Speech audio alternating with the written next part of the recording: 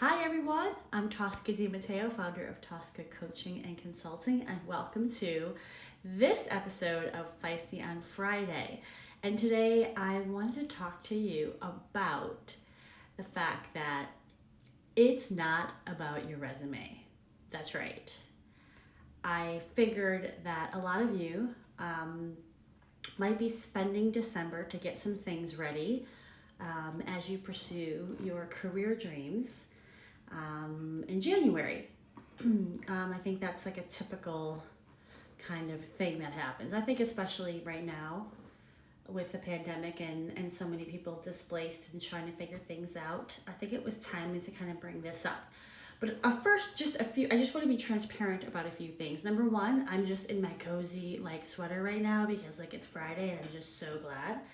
And number two, my hot water heater hasn't been working all week. I've had like one hot shower all week, and the rest have been cold showers. And I haven't taken my cold shower yet. And this might be TMI for you, but like I'm just sharing, like, the extra glow isn't gonna happen until after I do that shower. But you know what? That's just life, and I just feel like sometimes I see this industry packaging themselves in a certain way, and like I don't believe in that. Like, I'm a coach, I'm a consultant, and I'm real, and I'm not trying to like put on my face every day. I'm not trying to, um, act like I don't have my own life situation going on. So, anyway, okay, resumes. Let's talk about it. You're not gonna want to hear this, and it's weird for me to say this, probably as a career coach, being one of the things that I do. But what you put on your resume actually is not as important as how you feel about yourself and the intention that you carry and the motivation that you have in the process of putting those materials together. I really firmly believe that you have to be settled in yourself when you are going into the job hunt, and really connect with your magic and your superpowers. Because I don't care what you're writing in an email, I don't care what you're putting on a resume, if you don't truly feel it and own it yourself, I think that translates. Um, so that's why the work that I do, I don't just do like resume support. It's one of the things that I offer, but I don't believe that is the most significant thing that I can do for you, actually. I actually feel like the more impactful work that is part of the job searching process is actually the part where we shift mindsets and we step into our power and we reconnect with our confidence, and our story, our unique story that really bears all. And so, when I have clients that come to me and they just want to work on their resume or they just want to work on their LinkedIn profile, I'm hesitant to just offer that type of work, because I know that what's really going to break through is the work where people are reconnecting with their power. So yeah, I just, I think that, in a world where doing is valued, and doing is what's messaged around what gets things actually done and accomplished, is actually false. It's false. And a lot of people, including my former self, a former version of myself, was just like, all right, let me crank out these job applications. Let me just apply to everything and anything that I think might be of interest. And look, that's one strategy. But in my, 20 some years of being in the perpetual job hunt, I know that isn't the formula really to find true joy and fulfillment in the work that you love. I think the other thing is that we get very specific in our resumes, right? We talk about the specific things that we did, and they're kind of like they can be kind of job description-ish. And what that means is that when you do it that way, you're constantly like rewriting your resume to fit the job that you're going after, and that creates a lot of work. I personally don't subscribe to that philosophy. When you can identify the deeper superpowers that you have, and tell that story in your resume, then I think that it becomes something that doesn't need to be so job specific. Again, some of this is going to be personal preference, and that's totally fine. Like whatever you feel like is necessary. But I think the other piece is, when we tell the stories of how we do our work and why it lights us up, I think those are the things that get picked up on, and those are the things that people want to end up talking to you about. And I think especially at a time where company needs are changing, so much in this dynamic environment, that really identifying what you can do, in addition to what you have experience in, is highly helpful.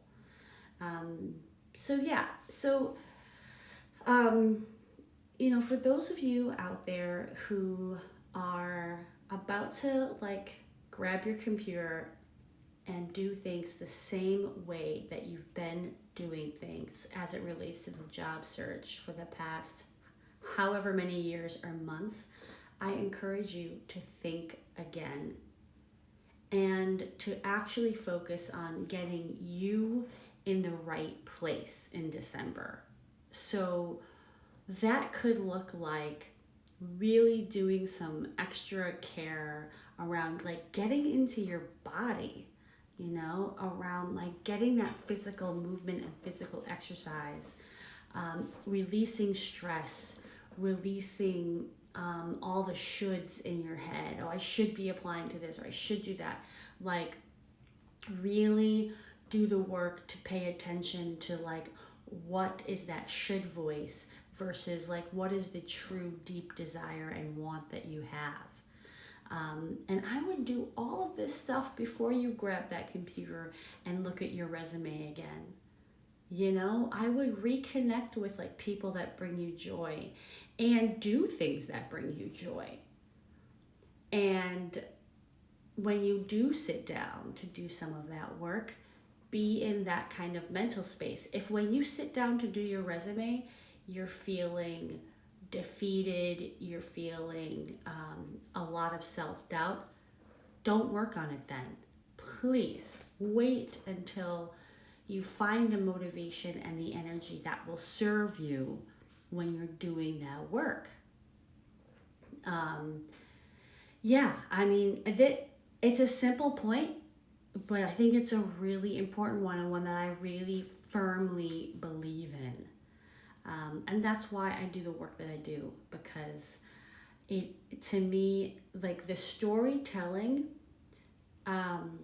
of who you are, of what you offer, really comes more towards the middle or end of like us working together. And the reason why that is because usually up front we have work to do to help like rebuild the confidence, to help really uncover your superpowers, to really get out of jargon and language that you've been telling for years and years and years, and get into a different energetic space of your story.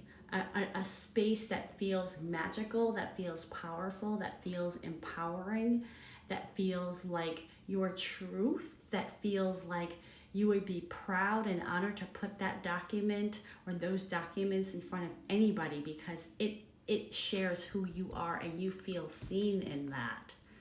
And while these things are never final, these documents are never final,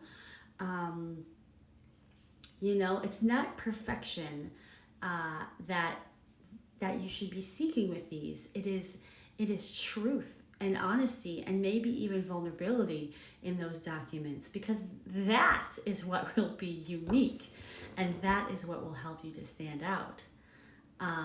Not the resume that sounds like everybody else's resume, because you and your path is unique to you, and so how can you express that? So yeah, I just wanted to use this Feisty on Friday to kind of share my passion around this idea. Like, it ain't about your resume, folks. Like, that shouldn't be the first thing that you choose to do when you want to go after new opportunities. I think the first thing is to kind of take an inventory of, like, where are you at? Where is your mindset? How are you feeling? And what are the limiting beliefs that you might be telling yourself? Because oftentimes we get those voices that they are giving us all these messages like, oh, December's a horrible time to look for jobs. Like, those are not truths, those are messages that we've received from different areas, society, whatever.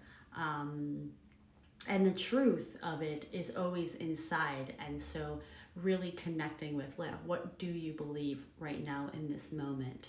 And reconnecting with possibilities. How do you open yourself to expand, to discover what might be possible for you? And I'll give a silly example, but when I was like launching this business, I ended up in like a Michael's store, and I ended up finding like this book about like how to draw dragons.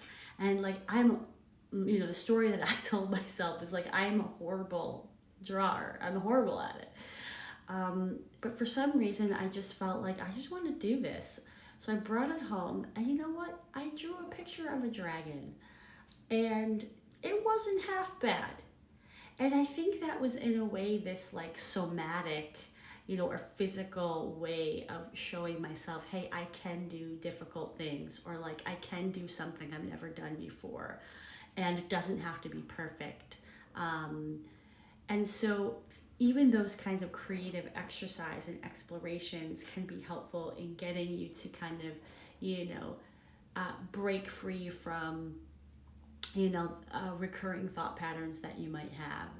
So these are just some really quick, food for thought on this Friday, in case you plan on spending some of this month in preparing yourself for or doing the job search right now.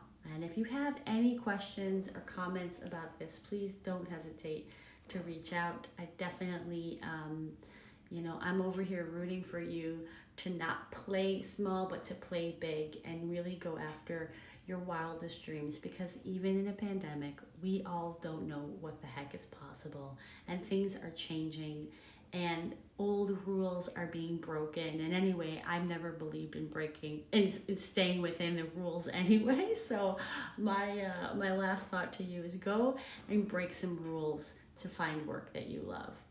All right, have a great weekend. Take care, guys, and ciao for now.